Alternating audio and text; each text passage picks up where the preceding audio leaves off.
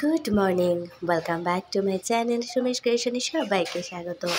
সদাপ্রভু যেন সবাইকে ভালো রাখে, সুস্থ রাখে, এই কামনা করে আজকের ব্লগটা তোমাদেরকে সঙ্গে করে নিয়ে সকাল সকাল ছাদ বাগানে সুন্দর সুন্দর ফুল দেখিয়ে শুরু করলাম। এই গাছের ফুলটা এবছর একটু কম হয়েছে, ডালগুলো না আমি একটু ছিটে দিইনি। তো যেটুকু ডাল ছিল আমি ভেবেছিলাম এখান থেকে আরও ডাল বার হবে, কিন্তু না, ডালগুলো খুব একটা বার হয়নি বলে আর ফুলটা এবছর একটু কম হলো। আগের বছর বেশ সুন্দর হয়েছে। তো বুঝতে যে গেলে পেরেছি যে আমার ডালটা ছোটো ছোটো করে কেটে দিতে হবে, তবে ফুল হবে। এখানে এই গোলাপি নয়নতারা গাছ, আর এখানটায় একদম এই টকটকে লাল বলবো না, টকটকে গোলাপি রানী কালারের নয়নতারা গাছ, আর এদিকটায় রয়েছে আমার সাদা ফুলের নয়নতারা গাছ। তাই এই নয়নতারা ফুল বেশ 3 রকমের আছে, বাকিগুলো খুঁজছি, যদি পাই অবশ্যই করে লাগাবো।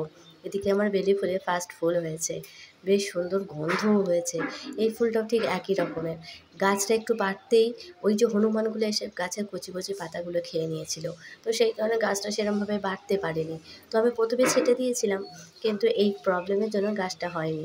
এদিকে সুন্দর করে একটা সর্ষে ফুল হয়েছে, মানে যখন যেটা ইচ্ছা হচ্ছে আমার বাগানে ফুটে উঠছে।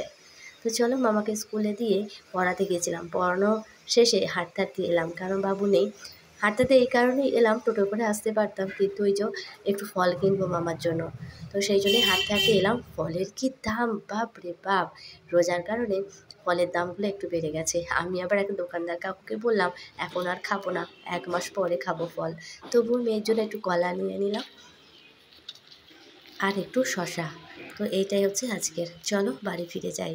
এখন বাজে সকাল 11টা। তো রান্না বসাবো, এই যে নিয়ে নিয়েছি। আমাদের মেয়েদের এটাই কাজ, যতই তুমি করো না কেন ঠিক এসে রান্না বান্না করতে হবে। যাই হোক, রান্না বান্না করবো, তার আগে মামাকে খেতে দিয়ে দিই। বললাম বাজারে গেছিলাম, বাজারে গিয়ে বাবা যা দাম, কি বলবো আর, সবই তো শেয়ার করলাম।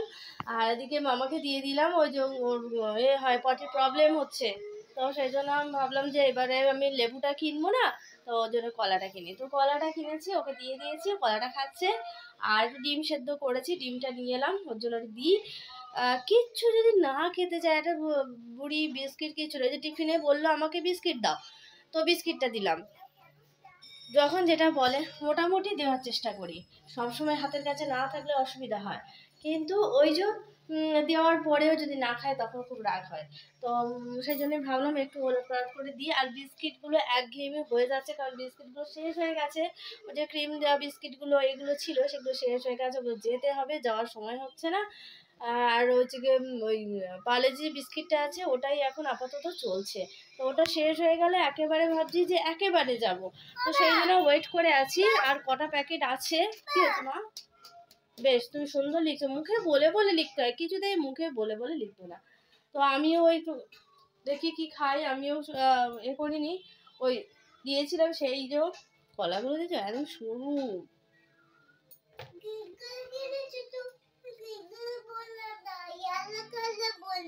কি ইয়েলো কালার? কি ব্যানানা? কেন এই কলা ভালো না? কেন এই কলা, সিঙ্গাপুরি কলা ভালো তো। ইয়েলো কালারে বেশ, পরের বারে এনে দেবো। বেশ, এখনো উনানটা ধরিয়ে চলে এসেছি, ওটা হচ্ছে, আর ততক্ষণে আমি মোটামুটি এগুলো গুছিয়ে নিই। তো চলো দেখতে থাকো, সঙ্গে থাকো, অবশ্যই তোমাদের ভালো লাগবে। প্রথম থেকে শেষ পর্যন্ত দেখার অনুরোধ রইল।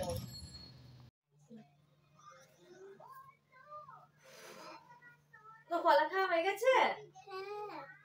বেশ, ডিমটা ঠান্ডা হোক, ঠান্ডা হলে ছাড়িয়ে দিচ্ছি। ডিমটা নিয়ে এসেছিল না, ডিমটা নিয়ে এলাম। বেশ, ডিমটা ছাড়িয়ে দিচ্ছি, দাঁড়াও, ঠান্ডা হোক ঠান্ডা হোক। এটা খাবি? বেশ, এই বিস্কিটটা এই টিফিন বক্সে বললি এই টিফিন বক্সটা দাও, নেবে 4টে বিস্কিট, তার জন্য এত বড় টিফিন বক্স। আগে দিতাম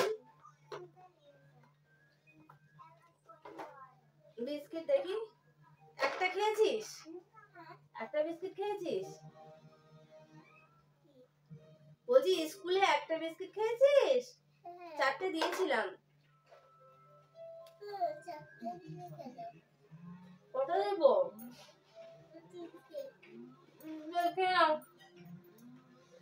চলো ওদিকটায় করি, মাছ রয়েছে, মাছটা ওই ভাজবো কড়া করে। হ্যাঁ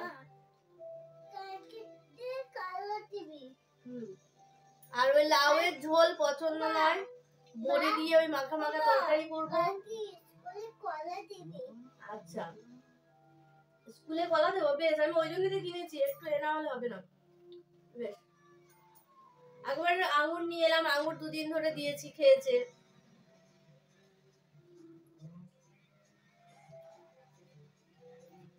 তো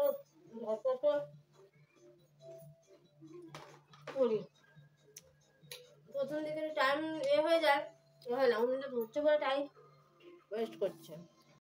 ডিমে ছাড়িয়ে দেবো না এখন, একটু পরে দেবো। বেশ 3টে কলা খেয়েছে। ভাতটা বসিয়ে দিয়ে এলাম, আলু দিয়েছি, কালকে আলু দিইনি বলে রাগ হয়েছে। আলু ভাতে মাছ তো দিতেই হবে, আলু যত কম খাওয়া যায় করছি, ও না সেই আলু ভাতেই খাবে। কালকে রাতের জন্য দিইনি, পোস্ত কিনেছে, পোস্তটা বেটে সেই পোস্ত দিয়ে ভাতটা খেলো, আলু ভাতে দিইনি। তারপরে দুপুরবেলাতে লাউয়ের ঝোল করেছি, ওটা পছন্দ নয়, লাউয়ের গায়ে গায়ে মাখা করতে হবে আর আলু ভাতে দিতে হবে। আলু খেয়ে খেয়ে শরীরও আলু হয়ে যাচ্ছে। যাবো একটু দোকানে।